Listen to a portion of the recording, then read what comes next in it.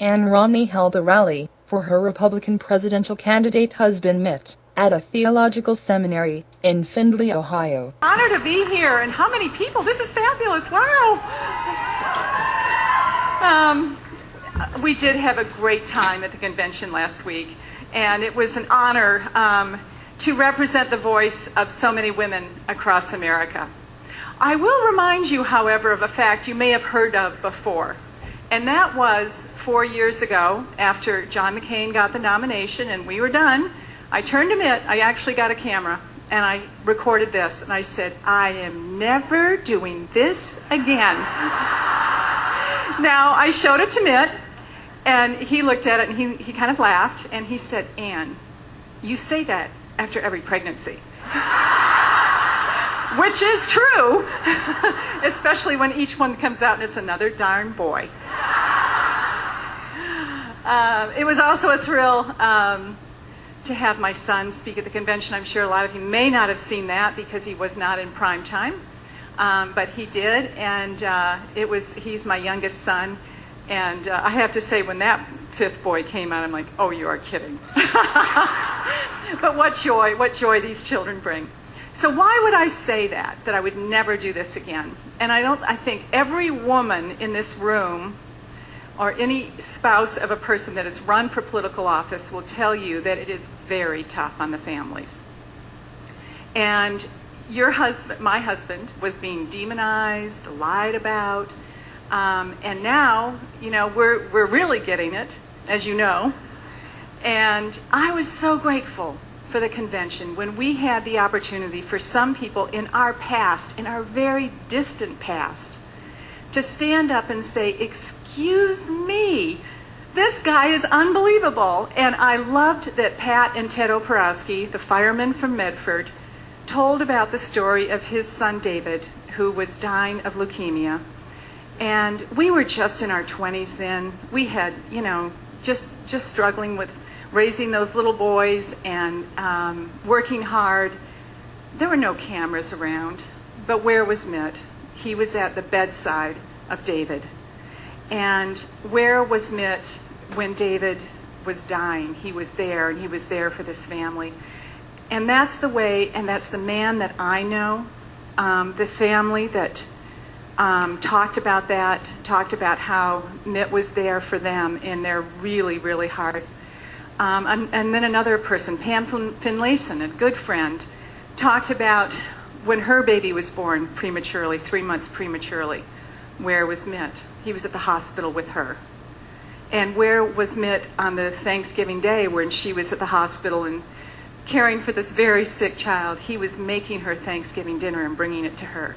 So those are the stories about who this man really is. I know he's been demonized by the other party, but guess what? I'm so grateful that people are now standing up and saying, this is the guy that has integrity, decency, goodness, and this is the guy that cares about you. And that's why we're running. We aren't running to make our lives better. We're running for you.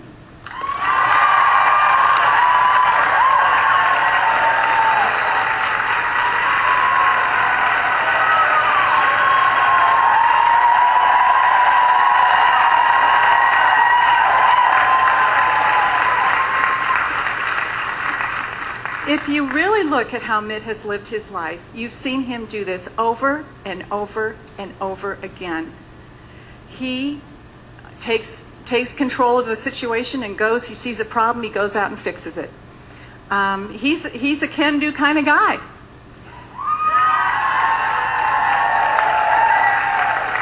And I will tell you the voices that we hear, because we've been across this country now for the last almost 2 years, year and a half, a little more. And we've been in every state, and we've heard a lot of your voices. And by the way, there's a lot of women in this room. I've especially heard those women's voices. We heard about how many women are struggling in this economy right now, more than the men are. Women, you need to wake up.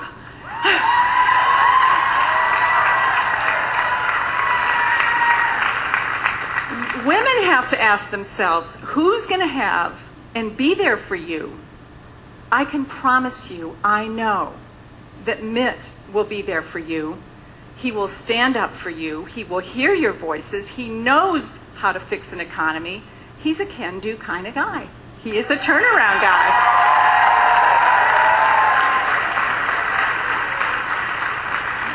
I saw him do it when he was successful in business. You've all heard his success stories. He started successful businesses. And by the way, when did it become unpopular in America to be successful?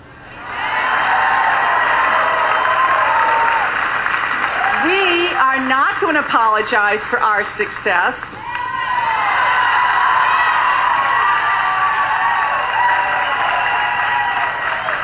And we are not going to apologize for America.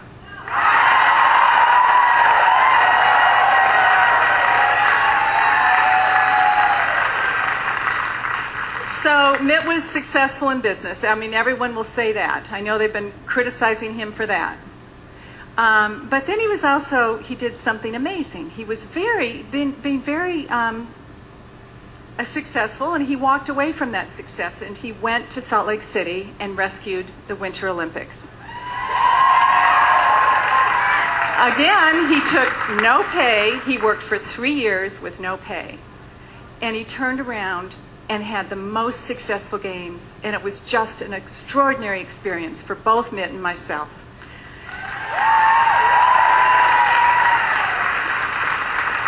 I'll tell you another story that was going on at the same time. I was just diagnosed with multiple sclerosis, and anyone in this room that has a family member or themselves are suffering from that disease will tell you that it's very debilitating. And I was, in my early diagnosis, progressing very quickly, lost the use of my right side, was very weak, could barely get out of bed, very sick, and very frightened. At the same time, we decide it's important for us to go to Salt Lake and do this and completely change our lives, which was an amazing thing as I look back. I was crazy. What was I thinking? Ended up being such a joy for us and such a positive thing in our life. And sometimes, you know, when you take a risk like that and you just go and do what you know is the right thing to do, sometimes God looks over you.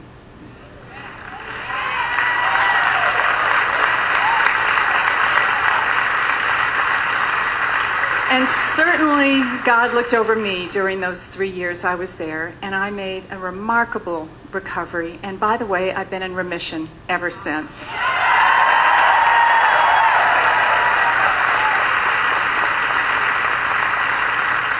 But when people say that we've lived a charmed life and we don't relate to people that are having trouble, I want to remind you that I've been in a very dark place, and I know what it's like to have no hope.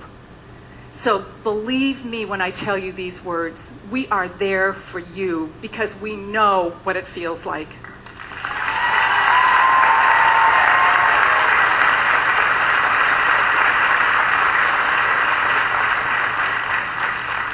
So we had that amazing experience in Salt Lake, and then another miracle happened. Mitt was elected governor of Massachusetts.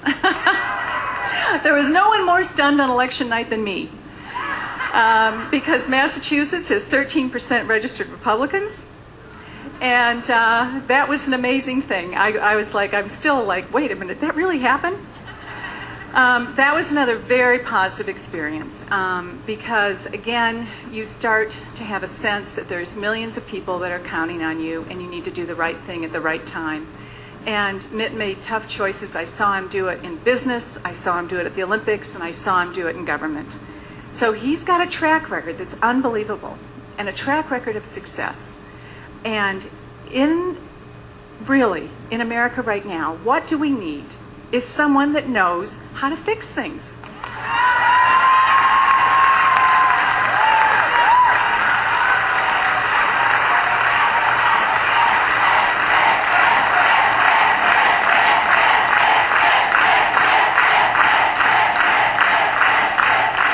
Thank you. Oh, this is going to be fun. We need to win Ohio, and I think we can if we keep getting all of you out.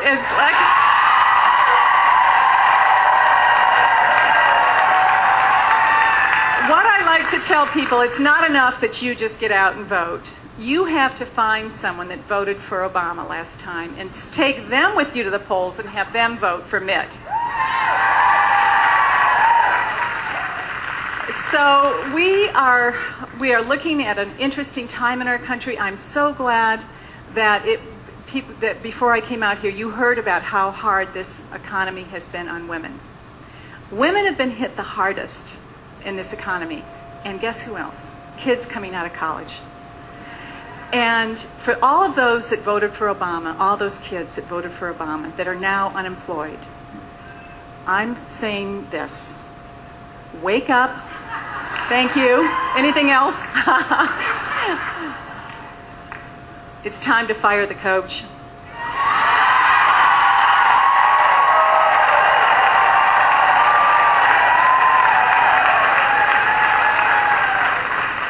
We are 0 and 23 million. That's the score of this game. And those kids, I promise you, you'll have a better future if Mitt is the president.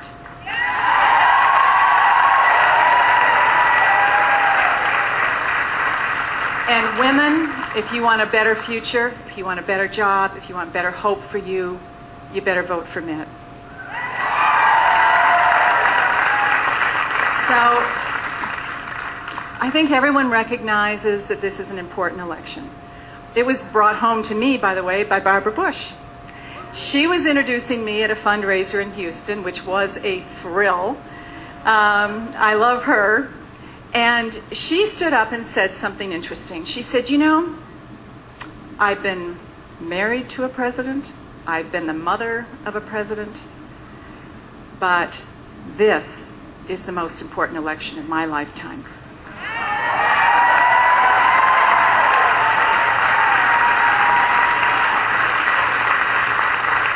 And, you know, she's not young. She's in her 80s. I think she's 86 or 87. She's lived a long time. But she knows that this election is a very important election because it's going to determine the course of America. And all of you get it right here. We get how important this election is. We've got to make sure that our friends and neighbors understand as well. And this is, again, what I want you to understand. Mitt will be there for you. He will work harder than anyone. And you know what else? He will not fail.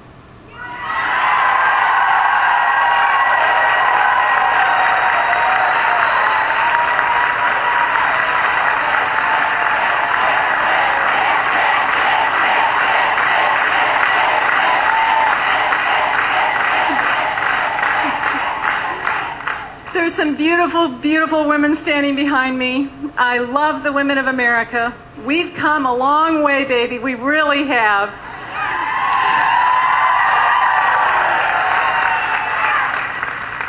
We work harder than most of you guys out there. I think you know that.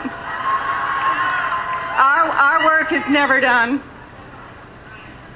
And I think you kind of know that I work hard too, even though I've been told that I haven't.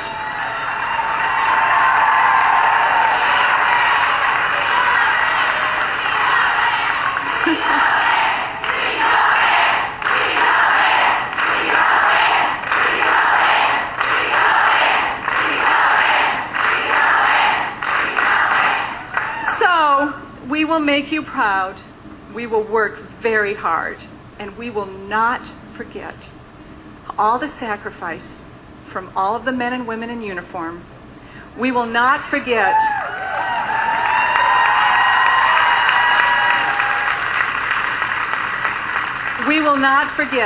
the sacrifice of our ancestors that came here for a better life for us. This is the first time ever in America that people are saying the next generation will not be better off. That is not the American way. That does not have to be the way it is, and that will not be the way it is if we do the right thing in November and elect Mitt Romney, the next president of the United States.